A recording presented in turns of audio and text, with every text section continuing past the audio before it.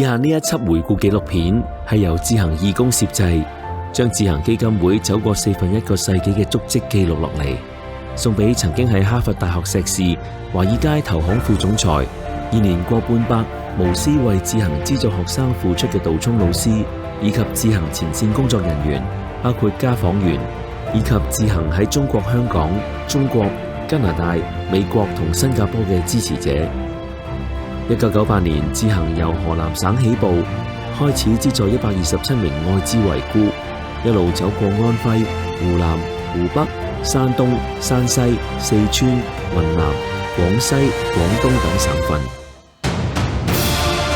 25年嚟，累積資助超過37000名愛滋遺孤及困境學生，救助嘅對象亦由愛滋遺孤，即係我哋經常提到嘅海星，去到海馬，意思係家庭貧困、受歧視、疾病影響嘅學生。喺過去嘅歲月，智行服務嘅學生當中有好多令人感動嘅故事，而智行近幾年嘅救助工作，亦由中國華中地區嘅河南、湖北、湖南、安徽，去到華北地區嘅山東、山西，同埋西南地區嘅四川、廣西、雲南、廣東等地。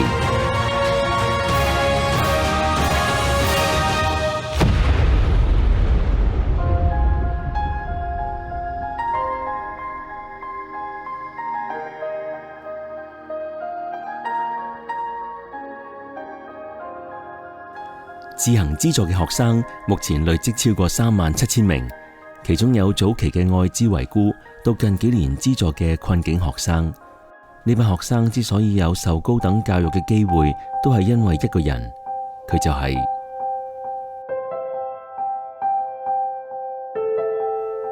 世界好大，但係我第一次嚟到中國華中地區嘅村莊，見到嘅係一望無際嘅麥田。喺麥田中間有一座又一座嘅小山丘，使我好好奇。突然間有一位小朋友走過嚟同我講，我爸爸就瞓喺呢一度啦。小朋友講完就走向村莊，獨自留低我一個人喺麥田中發呆。原來90年代初，華中地區嘅農民貧窮賣血，染上愛滋病，中年嘅父母相繼去世。我諗，點解一個只有6、7歲嘅小朋友面對爸爸嘅死亡，係表現出如此漫不經心？後嚟我先知道，呢條村嘅人對於死亡已經麻木晒啦。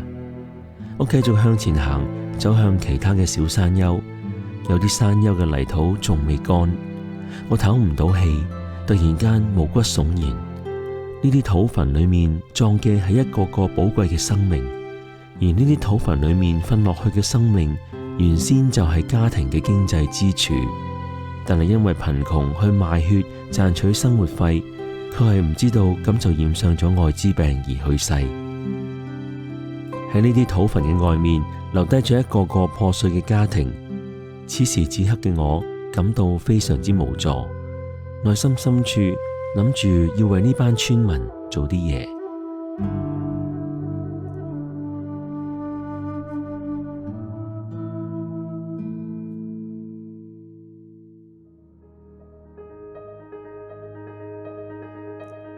我辭去投行副總裁嘅職位，探訪村莊嘅次數亦都多咗，更加俾我見到無盡嘅人生悲劇。對於一個喺香港出世、美國受教育長大、投行工作嘅我，呢啲咁樣嘅悲劇真係令我受唔住。嗰一個農曆年30晚大除夕夜，亦都係我農曆生日。我孭住善款物資，連夜由一個縣城趕到去另一個縣城，希望呢啲物資同善款可以喺年初一之前送到去村民手中。我坐喺呢架又舊又殘嘅貨車嘅後座，一開車，坐喺後座嘅我就被拋嚟拋去，冇辦法瞓得着。車外嘅溫度係零下2度，而車裏面嘅溫度亦都差唔多。我着住一件好厚嘅外套，但係仲係覺得好凍，一路打冷震。諗起以前我生日又好，過農曆年又好，仲係喺美國嗰陣，有家人同好多朋友同我慶祝，美酒佳肴不盡，諗起我都流晒口水，因為嗰陣時已經係半夜，而且我都仲未食晚飯。自從開始咗愛滋遺孤救助工作，每年我生日同農曆年30，我都係穿梭喺唔同嘅村落去派物資同善款。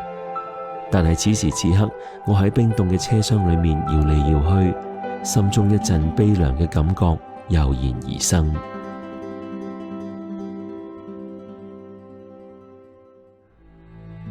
我第一次嚟呢，其實係好漫無目的，就唔知自己想做啲乜，主要係想嚟睇下個情況。咁我就好感動，同埋即係好震撼啊！嗰陣時我未曾見過呢，有咁多嘅人間苦難喺一個咁細嘅地方。嗰度呢，嗰陣時有好多人自殺啦，好多人受唔住歧視同埋嗰個屈辱啦，自殺啦。有啲人就受唔住病魔嘅煎熬自殺啦。一日之內咧有11個葬禮，咁係有一個咧唔係愛滋病死嘅啫，咁其餘10個家庭咧都係因為愛滋病而去世。你諗下，一條村得千幾人，即係等於可能400戶人家咁樣，即係千幾人，但係有11伙人，即係11個 household， 11個伙人係有人死咗，要同一日出殯，咁係真係好震撼。咁我嚟嘅就係即係個病發嘅高峰期啦，好多人買血啊，咁感染咗愛滋病，即係嗰陣時已經開始發病，咁我都見到好多小朋友變成咗孤兒啊，咁啊其中有一啲小朋友都因為母嬰傳播，自己都感染咗咯。嗰晚我睇見咗天話，哇！呢度真係有一個好大嘅即係災難咁樣，咁但係咧又冇人入到嚟幫手，又冇人可以做到任何嘢。本來我諗住會唔會幫啲愛滋病人呢？咁但係後來我諗，即係睇完之後，我覺得其實最大嘅社會意義就唔係幫啲病人，因為我又唔係醫生，我又唔係一個醫療嘅組織，我又冇藥俾佢哋，只係以我自己能夠做到最大意義就係幫翻佢哋嘅下一代，等佢哋有讀書嘅機會咯。已經有好多人絕學冇書讀啦，咁如果再唔開始擺翻佢哋讀書呢，佢哋可能會流落到去大城市啊，做壞人啊，做街童啊咁咯。咁所以我諗，即係嗰個緊急性好緊要啊，因為佢哋大部分都係冇愛滋病嘅。如果我哋幫咗佢嘅時候呢，佢哋可以有個讀書嘅機會，可以有更好嘅發展，就唔係話靠救濟啊，或者成為一個社會嘅負擔，或者一個學壞啊，做社會嘅負資產咁咯。即係有好多人呢，捐咗錢去助學呢，但係又唔知啲錢去邊啦。嗰啲有啲學生又唔會同佢哋有直接嘅交流啦，直接嘅溝通啦。咁其實好嘥啦。咁我哋即係呢樣嘢呢，係又令到唔單止啲學生好可以得到一個好啲嘅培訓，佢呢又覺得有人關心佢，唔係淨係呢俾張紙俾佢咁簡單。譬如依家訪會呢，就有啲係員工做嘅，有啲一個人呢有幾張交訪表，就係有啲係大學生暑期工作上去做。咁呢就，所以我哋呢並唔係話個大學生嚟啦，咁呢就叫佢填一份表，咁佢哋話乜我哋就信乜。我哋呢派一個獨立嘅義工，或者即係我哋嘅大學生或者我哋嘅員工係去佢屋企做 home visit， 即係我哋唔係淨係聽佢片面之詞咧就信。咁然後我哋又 personally 我咧 interview 佢。咁咧另外咧佢同佢交好多 paperwork， 佢屋企嘅戶口本啦，證明佢父母同佢嘅關係啦，亦都有即係佢父母嘅身份證明啊，學校嘅入學嘅日期啊，佢讀書考得成績點啊，學生證咁，即係每一個都係咁嘅，係啦，每一沓係一個學生。有的他不是這種家庭的，然後他們也想得到這個救助，然後可能就找人代替，然後我們就查出來他這種呢，幫他這種另外發。咁所以咧，我又可以好同啲捐款人交代，啲捐款人又好放心。即係我以前真係中學生都係自己做嘅，咁但係而家多咗人咧，咁我起碼咧大學生每一個我都見過，亦都即係有啲係亦都好 sad 嘅故仔咯。同埋啦，呢度有好多資料都係我哋每一年嘅成果啦，咁啊又要即係逐個去家訪啦，家訪完之後又要核實佢哋父母個愛滋病感染嘅情況啦。咁有啲又有唔同兄弟姊妹啦，有啲喺唔同學校啦、唔同嘅村啦咁咯。其實我哋員工有好多嘅工作，但係我哋咁做呢，就希望將 make sure 呢啲善款可以直接去到啲屋企。就咧冇經中間人，我哋冇將啲錢俾咗當地政府或者一個第三者嘅機構，咁然後咧再俾啲學生，而係咧我哋直接俾啲學生，咁所以我哋有好多paperwork 嘅支持，然後咧就將啲錢咧可以直接撥俾啲學生。對我嚟講好大嘅特點啦，因為唔係個個機構都會用咁多心機去即係自己去做呢樣嘢，可能都係俾即係俾一個當地方嘅第三者機構去做。近幾年自行救助工作已經開展到中國西南地區，救助對象好多都係少數民族。小龍屋企喺廣西省河池市，一個好似桂林咁多山多水嘅地方。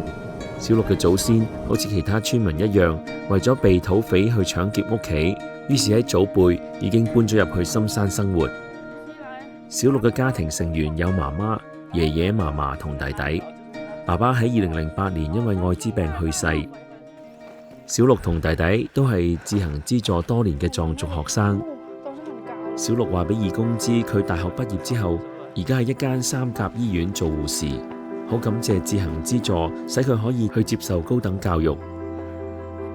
家訪當日，義工同小六好似坐過山車咁慢慢上山，沿途係懸崖峭壁，一唔小心就會跌落萬丈深淵。小六話小學嘅時候，佢同弟弟每日2小時由山上落到地面返小學，然後再花2小時行上山返屋企，年復一年，日復一日，上山落山。對義工嚟講，的確係一件好大嘅挑戰。探訪隊伍喺行行停停中花咗超過2小時，終於到達小六嘅屋企。環顧四周，小六屋企好簡陋殘舊。由於喺山上，屋企第一層係養豬養動物，第2層住人，好似世外桃源嘅生活。自己種菜種粟米，總算生活可以自給自足。而食水就係靠雨水。家人好感恩志恒俾佢嘅仔女返學讀大學嘅機會。如果冇志恒，佢哋嘅屋企就唔會考慮將子女送去讀大學，因為供唔起。小六媽媽話俾義工知，佢哋世世代代喺大山嘅生活，自給自足係冇問題，但係讀大學就唔會考慮啦。喺中國西南地區做家訪，比起中國華中地帶做家訪係辛苦好多嘅。一個家庭離開另一個家庭好遠，有時要跨過另一個山。四川通江縣楊會長帶住拍攝義工、志行前線人員，手上仲拎住油同埋米，大家花咗40分鐘，終於行到小六嘅屋企。佢屋企喺山頂上面，由於通江縣天氣比較多雨，前一晚啱啱落咗一場雨，而地下係泥土地，每行一步泥土就黐住腳底，因此雙腳每行一步就重咗一步。小龍屋企雖然係2層嘅磚屋，但係因為日久失修而破爛不堪。好彩屋門口風景有山有水。小盧係自行資助嘅學生，屬於海馬，即係屋企貧困、受疾病歧視嘅家庭。小盧嘅爺爺嫲嫲年紀大，身體差，而父親身體亦唔好，但係冇辦法都要去耕田。小盧嘅媽媽雙目失明，自己照顧唔到自己。小盧妹妹有重度抑鬱症，曾經係自行資助嘅學生，但係而家已經停學2年，喺屋企裏面治療緊。妹妹經常有自殘嘅現象。小盧爸爸話俾義工知，每當佢去耕田，就將媽媽同妹妹綁起嚟，唔放心佢哋2母女喺屋企，怕有意外發生。爸爸展示妹妹而家食緊嘅抗抑鬱藥。今日嘅精神唔錯，所以佢自己去咗山上玩。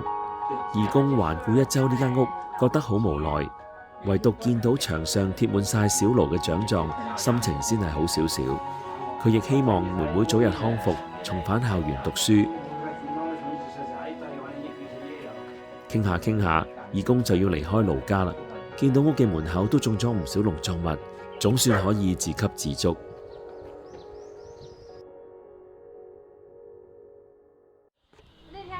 自行義工繼續喺四川通江縣另一個典型嘅海馬家庭探訪。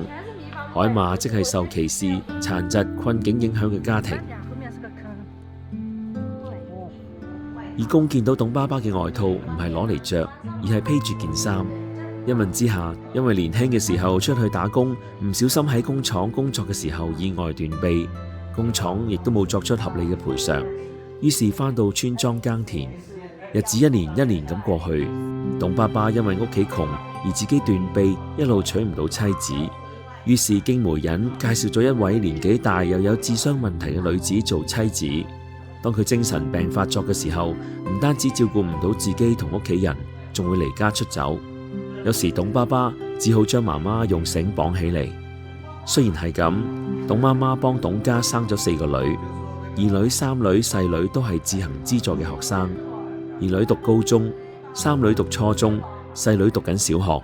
3個女成績都好好，亦都有參加過自行舉辦嘅夏令營。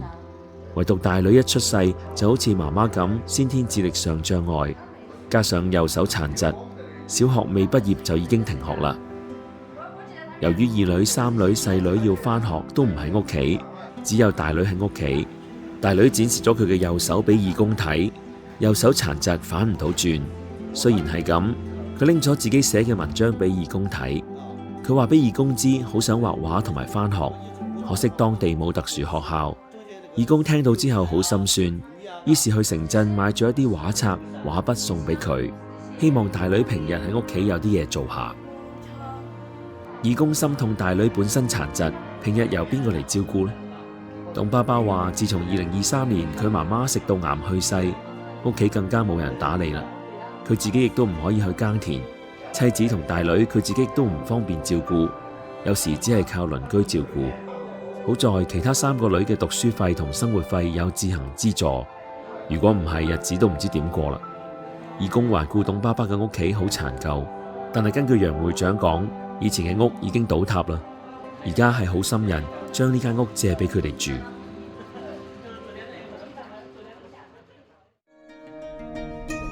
山西地處黃土高原，因為境內產煤炭，加上少雨，空氣嚴重污染。而山西靈武屬於乾燥地區，4月嘅天氣早上只有6度，大風，氣候寒冷。義工將帶嚟嘅衣服全部着上身，都覺得好凍。第一家自行資助嘅學生屋企喺深山處，由於天氣非常乾燥，政府要喺每個深山處嘅路口設有護林防火登記站，主要係向外來嘅車宣傳防火同埋登記車牌及聯絡電話，以保障森林管理。趙家有5個孩子，大女22歲，正喺大學讀牙醫，今年開始實習；二女正喺度準備高考，三女讀緊高中。老4、老5係一對雙胞胎，而家訪當日只有一對雙胞胎兄弟喺屋企。大媽高過細媽，但係細媽就比較活躍，因為第2日義工去到佢嘅學校，佢喺3樓見到義工，立即同義工打招呼啦。孖仔成績都好好，獎狀都貼滿喺牆上面。趙爸爸患有哮喘，夏天特別嚴重，一直要靠食藥維持。屋企好窮，因此財委安排咗護林員嘅工作俾趙爸爸，就好似啱啱大家見到喺村口登記車輛入村嘅護林員咁樣，收入有限。有時爸爸去其他村莊打散工賺啲小錢。除此之外，屋企仲養咗40隻羊，主要靠賣小羊嚟幫補下屋企嘅開支。家訪當日，義工見到屋企只有年邁嘅嫲嫲，得知道媽媽係外省買翻嚟嘅，生完孖仔之後就外出打工，從此就唔翻嚟屋企啦。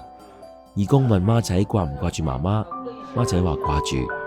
貧困嘅家庭，孖仔即使掛住媽媽，亦都要忍住淚水。好在屋企仲有嫲嫲照顧，亦會喺呢5畝地裏面種粟米同薯仔，勉強食可以維持到嘅。不過子女讀書同其他生活開支就要靠自行資助啦。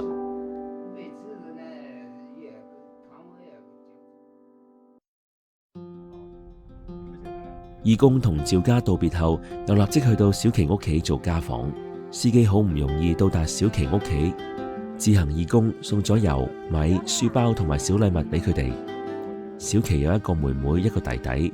小琪媽媽喺生咗弟弟之後就離家出走，從此冇再翻過嚟，留低爸爸，但係腰有問題，不過仲要去耕田維持生活。仲有小琪嘅二叔，因為佢智商有問題，唔能夠照顧自己。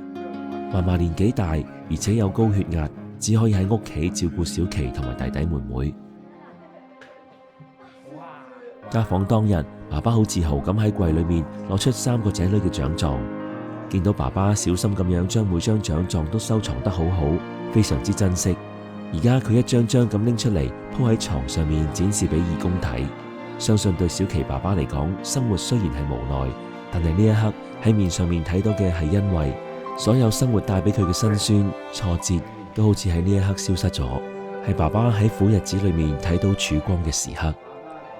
的確喺過去25年，智行基金會幫助咗好多生活困境嘅家庭睇到希望，讀書令佢哋嘅子女得到高等教育，走出大山，走出村莊，脫貧，以知識去改變自己嘅命運。智行員工同義工深深被智行資助嘅家庭打動，於是家訪走不完，立即又去到小張屋企家訪。我哋仲帶咗油、米同埋書包去。義工環顧小張屋企真係非常之破舊，外牆係泥土砌成嘅。小張有一對孖女嘅家姐，都係高中生，成績非常好，分別都係參加過智行夏令營。智行每年舉辦夏令營已經超過20年啦，至今超過6000名智行資助學生受惠。小張係最細嘅，只有10歲，佢仲識英文。英國和美國的簡稱，然後中國和加拿大。加拿大叫什麼？加拿大也是。加拿大，我來自加拿大。對。對啊。你們學習。那英國的簡稱是什麼？英國，UK。義工又問小張掛唔掛住媽媽？一個10歲嘅小朋友一出世就冇咗媽媽嘅照顧，因為媽媽一生完小張就離家出走，冇再翻過嚟屋企啦。好在有智行呢個大家庭俾到小張溫暖。義工話俾小張知，義工係喺加拿大千里迢迢嚟到山西探望佢嘅，要佢好好讀書，以知識去改變命運，將來去幫助更多有需要嘅人。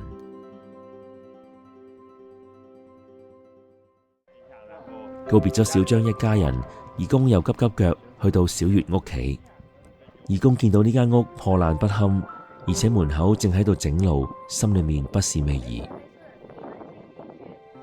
小月有一位姐姐讀緊大學2年級，住校。家訪當日就只有小月同大佢1年嘅哥哥小東喺屋企，兩兄弟都有參加智行夏令營，同埋週末參加拔尖班課程。爸爸感激智行嘅資助，使到佢哋喺特別困境嘅家庭嘅孩子都可以讀大學，可以參加夏令營，可以週末上拔尖班。拔尖班嘅學生成績非常好，智行喺週末揾老師特別培訓呢班學生，希望將來可以拎到獎學金出國讀大學，可以考中國一本大學。北方嘅炕係上面係床，下面可以燒煤取暖。眼前呢一張床凌亂到不得了，舊衣服堆積喺一邊。原來小月小東嘅媽媽係殘疾同埋聾啞人，平時冇辦法同家人溝通，生活亦都冇辦法自理，亦唔會幫手做家務。但係媽媽見到今日屋企多咗好多人，好開心。佢自己咿咿呀呀咁，一時指下左邊，一時指下右邊。智行員工問小月小東平時會唔會同媽媽溝通，爸爸都話唔會。智行員工問媽媽你有幾多個仔女，媽媽都答唔到。義工提議去市集買一個櫃俾佢哋儲存衣服，因為呢張床要瞓5個人實在太逼啦。但係爸爸話冇位擺，呢一刻義工先至定下神嚟環顧四周，的確冇位可以擺到個櫃。大家帶住又無奈又複雜嘅心情離開，踏上另一個家訪之路啦。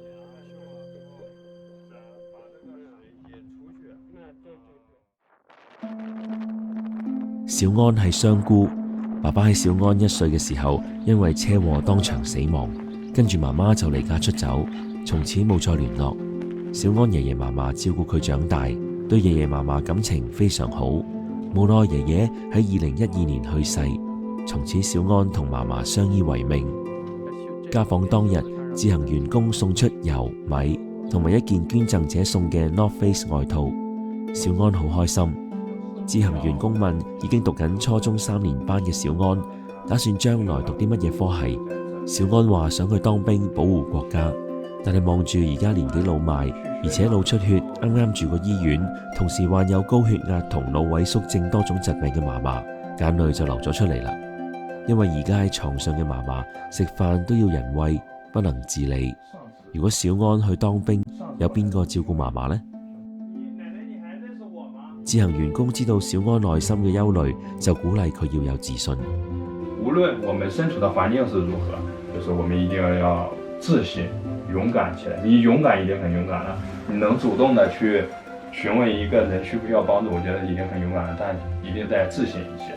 之前要帶你去北京參加夏令營的時候，你是第一個主動去幫我搬東西的一個學生，搬那個礦泉水，你記不記得？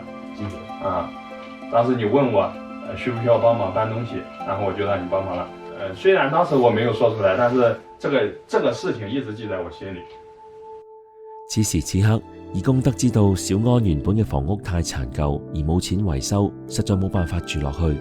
而家呢間屋係同村鄰居借俾佢哋住嘅。感恩嘅係小安讀書嘅學費以及生活費有志行支持。志行資助嘅學生目前累積超過37000名，其中有早期嘅愛滋遺孤，到近幾年資助嘅困境學生。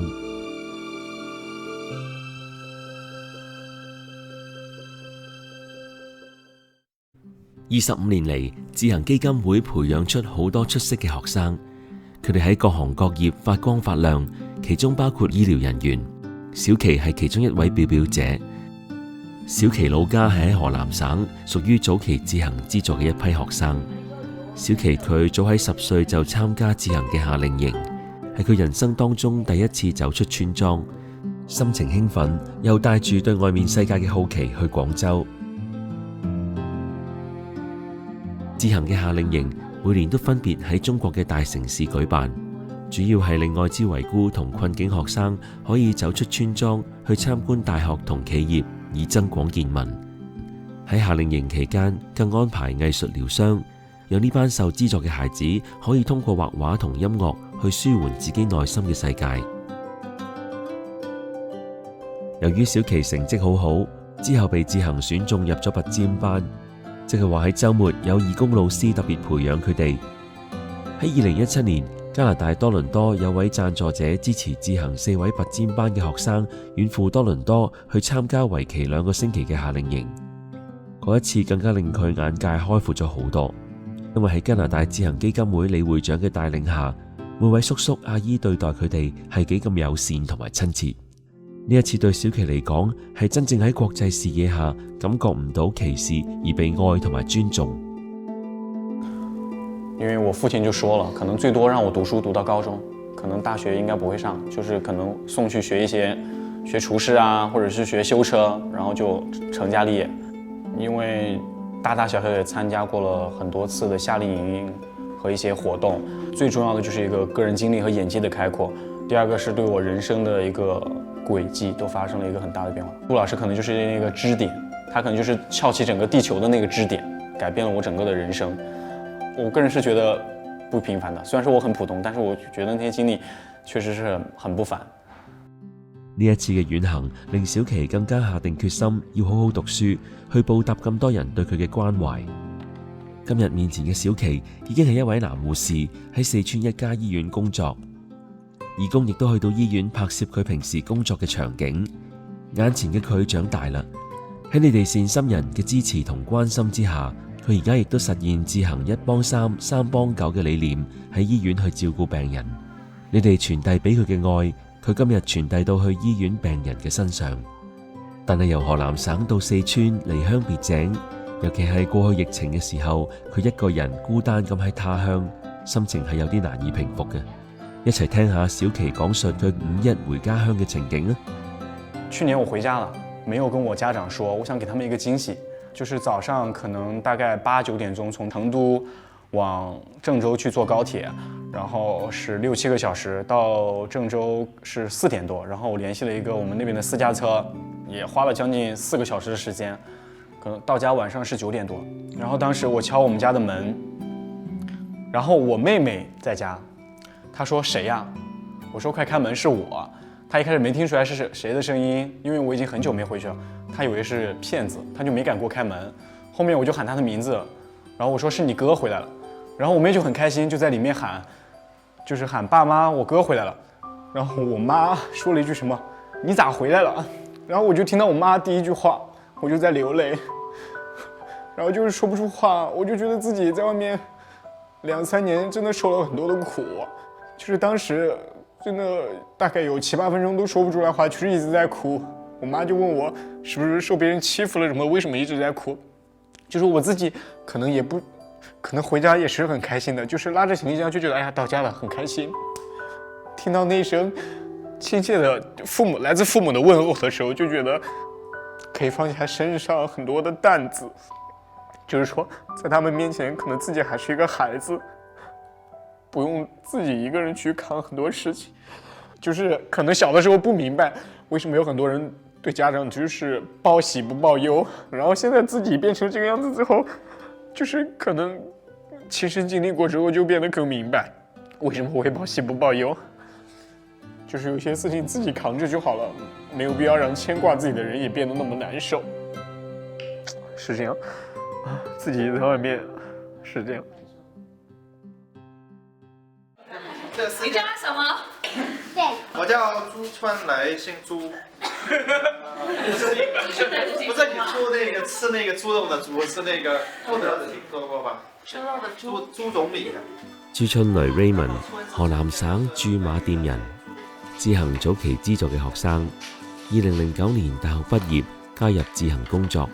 2012年出任志行鄭州辦公室主任。接下嚟分別喺 Hilton 希爾頓酒店同埋 Starwood 喜達屋酒店工作。而家任職阿斯利康 AstraZeneca 中國河南省銷售副總監。之前其實也沒有想象過我會走到今天。一方面呢，確實從農村這個剛開始，其實家庭並不是那麼好啊，包括我的父親也是在我高2的時候，就是18，剛好那年18歲，然後不在。之前其實我因為3個姐姐嘛，這個然後家裡的心也不是特別去愛操心，雖然家裡也比較貧窮，但是後來我父親爸爸去世之後，突然之間覺得像長大了一樣。那個時候其實心智的成熟度各方面還不太夠啦。其實在04年其實是認識了杜老師，也是在我父親去世那年，杜老師開始去幫助我嘛，然後後來就每年呢也會參加志行的這個工作，後來大學畢業後呢就加入了志行。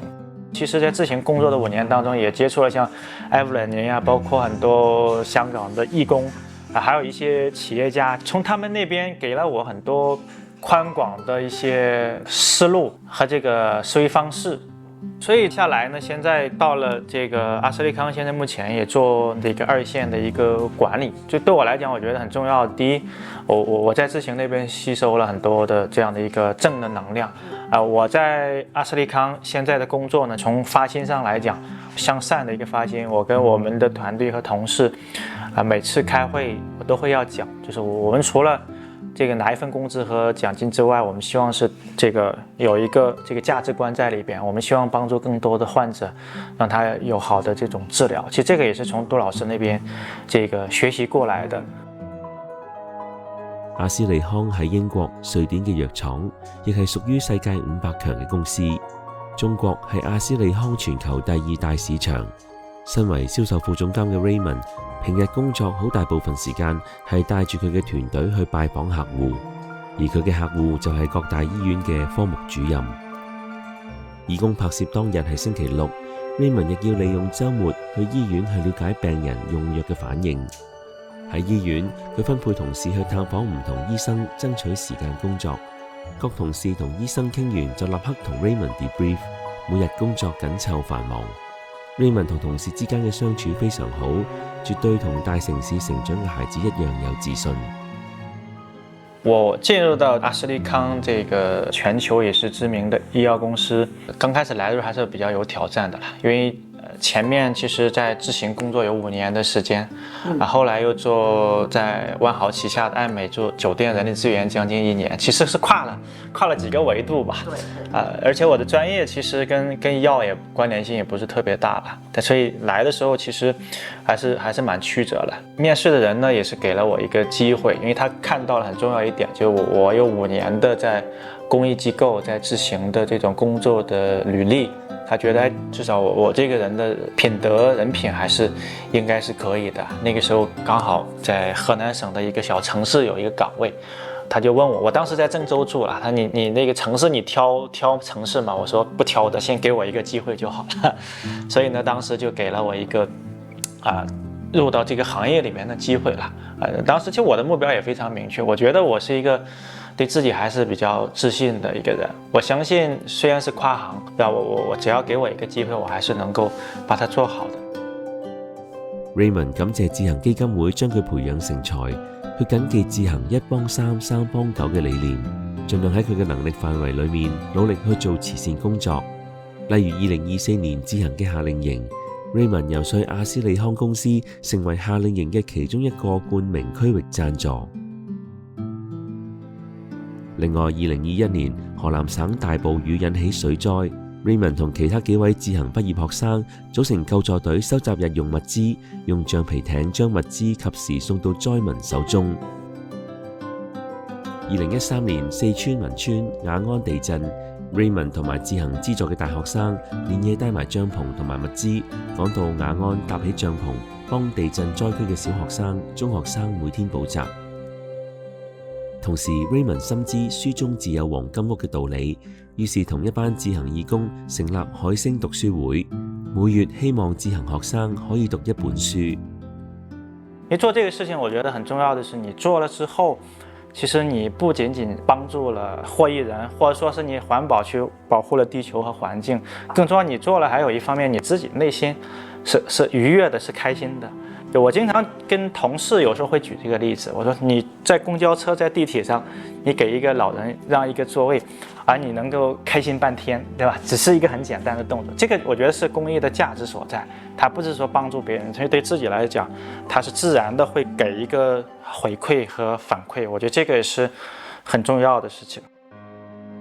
係一個單親家庭長大嘅 Raymond， 佢非常重視家庭生活，縱使工作非常忙碌。但係佢仲希望可以夫妻2人親自教一對仔女功課，而唔會假手於補習社。Raymond 太太亦喺另一間藥廠工作，經常出差。佢哋喺中國好攰嘅壓力下工作生活，夫妻之間盡量安排唔會一齊出差，留一位喺屋企親自教仔女功課，同埋陪仔女一齊食飯。訪問當日 ，Raymond 太太切好菜等 Raymond 落廚煮。拍攝義工由於整個月喺村莊拍攝，而家可以食到住家飯，感覺好好味，好幸福。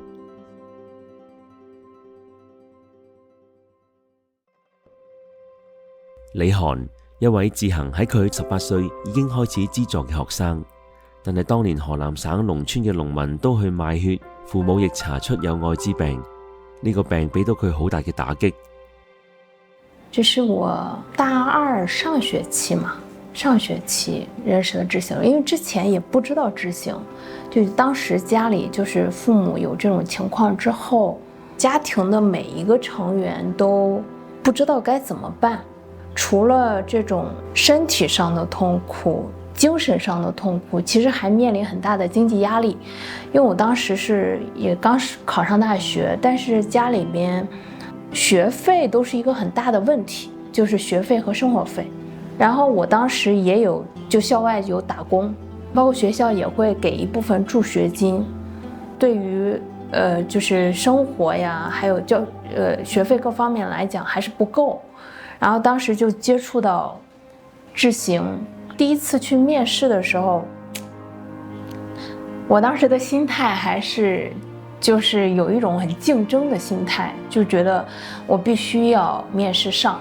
沒有了解到這種慈善的本質，也沒有，就覺得好像我必須得優秀，然後才會去資助我。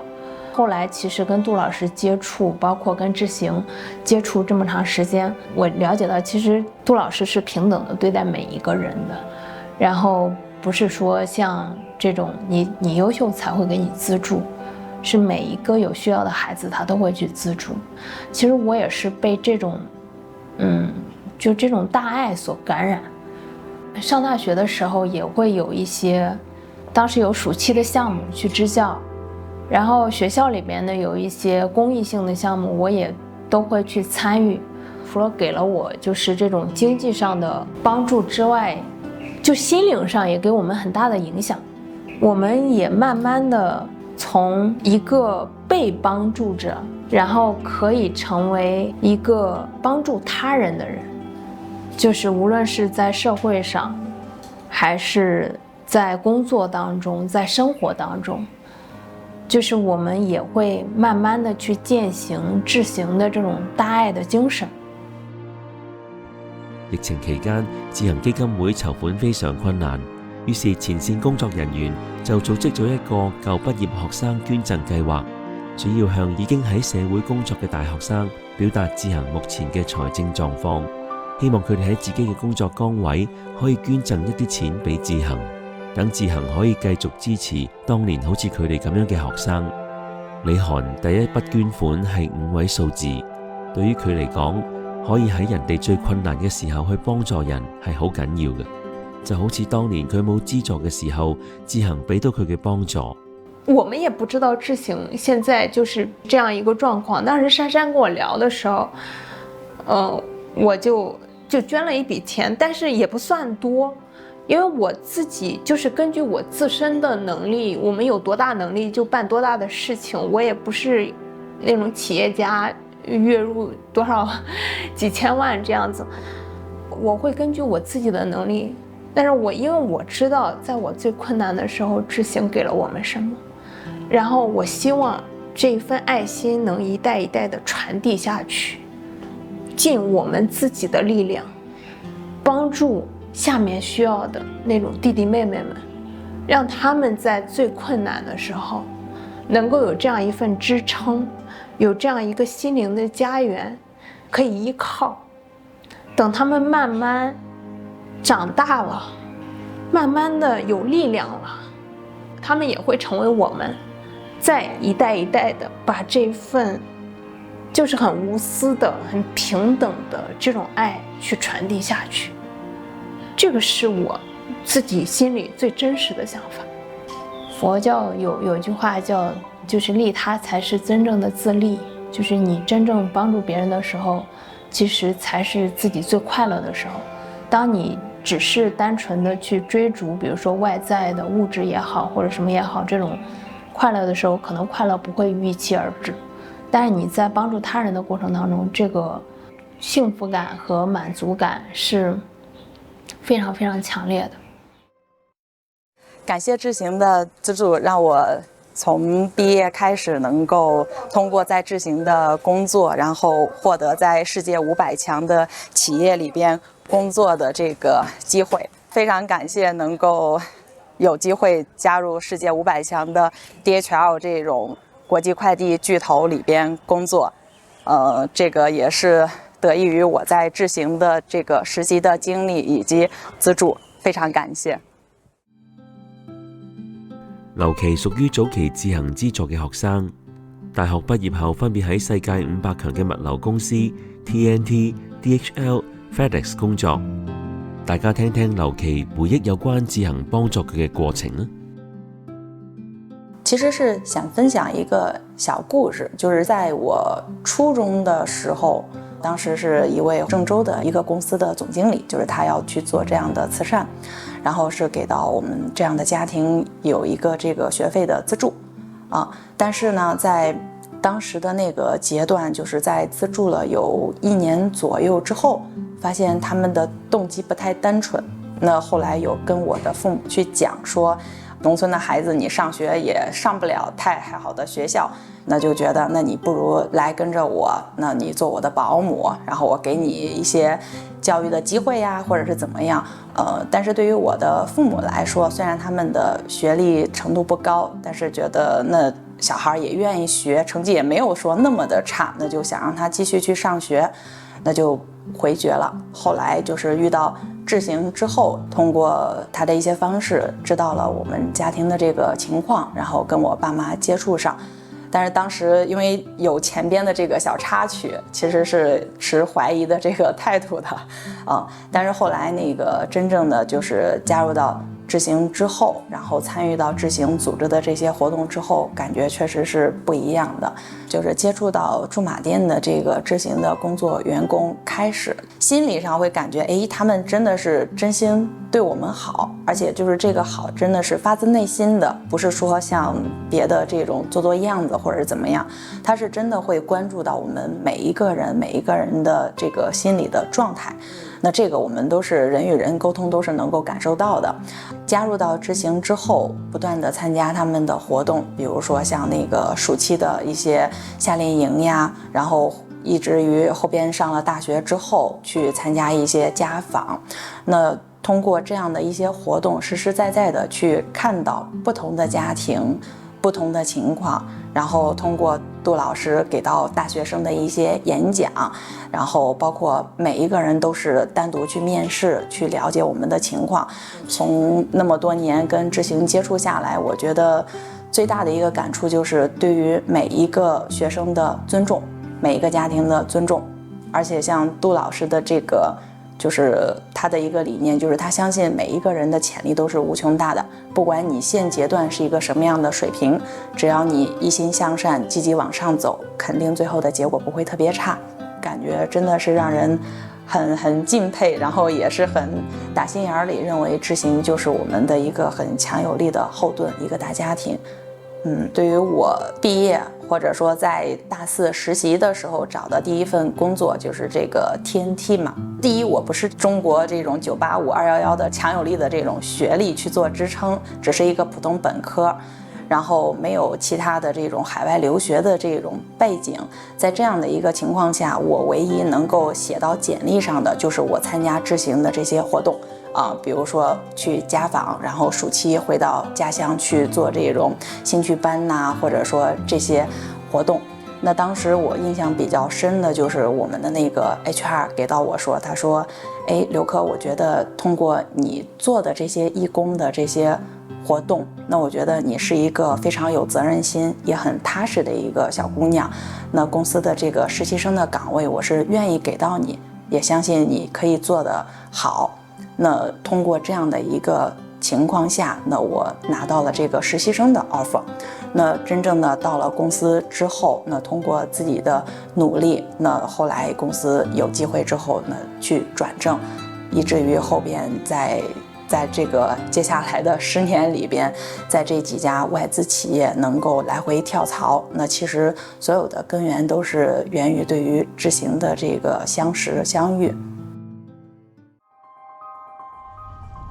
90年代初，河南省嘅農民因為要生存生活去賣血，唔少染上艾滋病，父母相繼去世，有啲將艾滋病由母嬰傳染傳到下一代。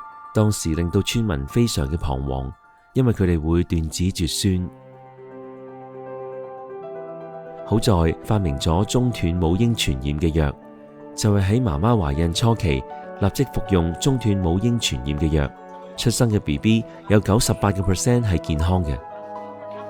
就是找工作容易嗎？也那個容易嘛，那個容易，但是他說學費太高了。90年代初，小康媽媽因為賣血而感染上艾滋病，佢已經去世咗多年。小康同佢太太本身係 BB 嗰陣，通過母嬰傳染有艾滋病。小康自小學已經受自行資助，由於參加自行感染學生嘅活動。小康認識咗喺安徽，同時亦都係感染艾滋病嘅太太。2018年 AMFAR 頒獎俾李徐子淇嘅晚宴，小康同太太都有去香港出席。2024年4月，自行拍攝義工去到佢屋企，見到佢喺自己嘅住宅興建咗一間新屋，夫妻2人已經有2位健康嘅小朋友。正正係當小康嘅太太剛剛懷孕嘅時候，立即服用中斷母嬰傳染嘅藥，因此2位小朋友出世都冇艾滋病，非常健康。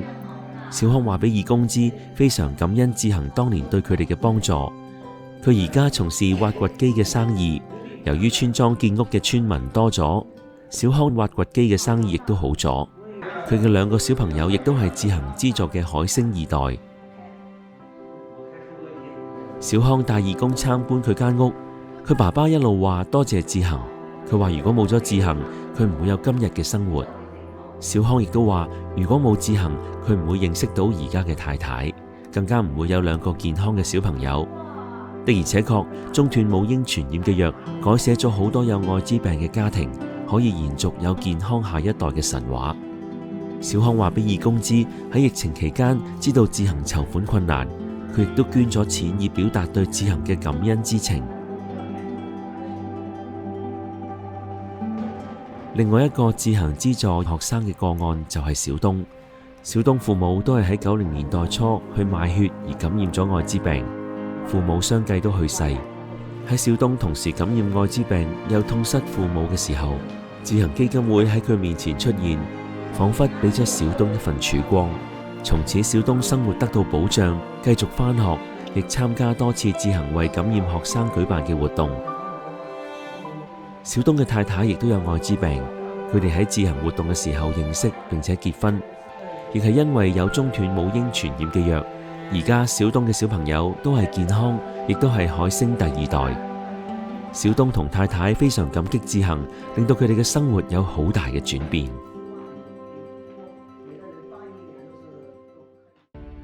My name is Mateo Liu Yalong. I come from Wenlou village in Henan province. And my parents used to be farmers. Now they're retired. And I have 5 siblings. My mom is infected with HIV due to blood selling. 小龍自細已經係志行資助嘅學生，參加過夏令營，亦參加過拔尖班。但係小龍去到中學嘅時候，就曾經有2次想輟學。於是杜老師時常同佢傾偈，不斷勸小龍繼續返學，同時亦都帶佢去參觀上海附近嘅 UWC United World College 分校。從此小龍努力讀書。And I also got chance to join several summer camps in China. And I remember I visited Shanghai. There's one international school called United World College. I really liked it. So a few years later, with the encouragement from teacher Cong, I also got full scholarship and I went to that school. UWC 係國際高中學校嘅天花板，學生嚟自唔同嘅種族、唔一樣嘅文化同埋家庭經濟背景，呢班學生一齊讀書，一齊生活。小龍亦都冇再感受到其他種族嘅朋友對佢有歧視。通過 UWC 嘅教育，培養學生成為有國際視野同社會服務精神嘅未來領袖。今年4月，志行義工去到河南省駐馬店去探望小龍嘅父母。雖然父母唔知道 UWC 係點樣嘅高中，但係喺爸爸嘅面上睇到小龍一家人對杜老師、對志行基金會嘅感恩之心。同時，爸爸亦話俾義工知，小龍5月喺德國嘅 UWC 畢業。杜老師親自代表小龍父母去德國 Robert Bosch College 參加小龍畢業禮。同行嘅有 Eva， 一位喺河南省拔尖班教過小龍英文嘅義工老師。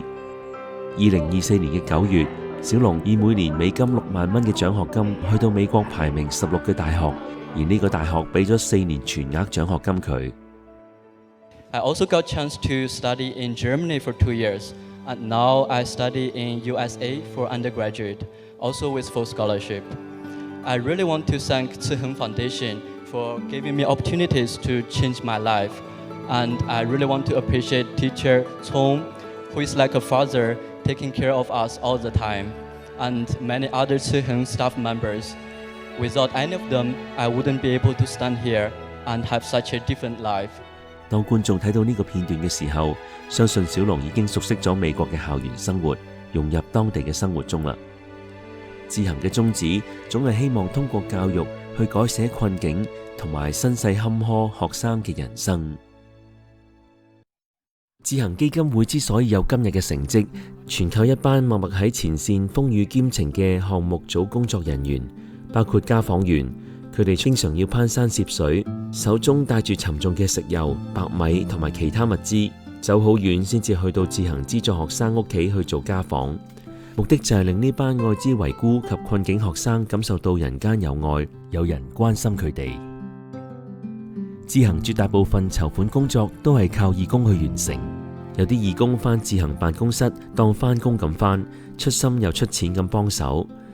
仲有啲義工每年都帶身邊嘅朋友去村莊做家訪，希望新朋友可以受感動而加入志行嘅團隊去幫助更多資助學生。有啲義工每年夏天去幫助藝術營，希望通過繪畫同音樂可以舒緩資助學生心靈上嘅創傷。25年過去啦，志行基金會創辦人杜老師嘅善心同智慧感動到加拿大多倫多、溫哥華嘅一班海外華僑，佢哋每年都舉辦唔少籌款活動，例如賣粽、素宴、晚宴等等，目的希望可以幫助更多小朋友。除咗香港喺志行嘅大本營之外，志行近幾年亦都發展到新加坡，亦都得到新加坡華人嘅支持。而香港大本營每年更加有唔同嘅籌款活動，例如素宴、Wine Pairing、Charity Walk、晚宴同 Walk of Chalk 等等。雖然喺杜老師帶領下，志行喺中國、香港、加拿大同新加坡都得到海外華人嘅支持，但係志行嘅前路仲係披荊斬棘、受歧視、困境學生仲係好多。例如志行義工喺2024年4月去大涼山家訪彝族自治區一位10歲困境學生雙姑阿爾。阿爾父母都喺佢1歲嘅時候去世，從此阿爾同姑姑相依為命。姑姑為咗照顧阿爾就冇去嫁人。一班義工去到大涼山高鐵站，要揾一位又識得普通話又識得彝族話嘅的士司機，車佢哋上山去做家訪，並且代為翻譯。於是姑姑落山，連同阿姨坐電單車帶住司機上山。我們他姑姑送的過去。姑姑送的。您是啥？我是他的阿姨。阿姨。義工見到阿爾間屋好殘舊，志行員工送 LEGO 俾阿爾，阿爾好開心，立即開咗嚟砌模型。喺大涼山一啲偏遠嘅地方，仲有好多好似阿爾咁樣嘅個案。志行基金會好需要有更多有心人加入志行大家庭，一齊去幫助更多困境嘅學生，希望佢哋長大成人之前都可以受到教育，使佢哋以知識去改變佢哋嘅命運，再去貢獻社會。感恩。